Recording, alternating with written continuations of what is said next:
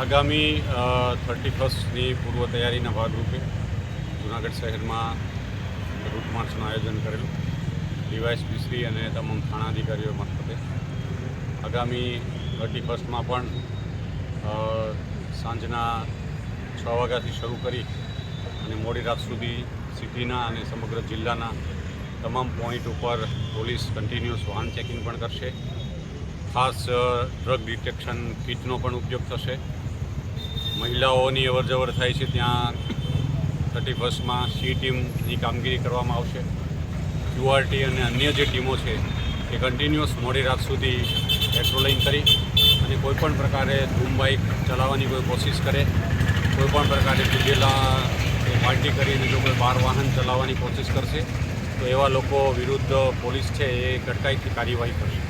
તો જિલ્લામાં મુખ્ય એવા જૂનાગઢ જિલ્લા મથક જે છે એ જૂનાગઢ શહેરમાં અને અન્ય જે ટાઉન છે એમાં પણ આ જ પ્રકારે સેમ પેટર્ન ઉપર છે એ વાહન ચેકિંગ અને જ્યાં જ્યાં ડ્રગ્સના ભૂતકાળમાં કેસો થયેલા છે એવા જે પોકેટ છે ત્યાં ટીમ છે બ્રેથ એનાલાઇઝરનો તો ઉપયોગ કરશે, પણ સાથે સાથે ડ્રગ્સ ડિટેક્શન કિટનો પણ ઉપયોગ કરવામાં આવશે.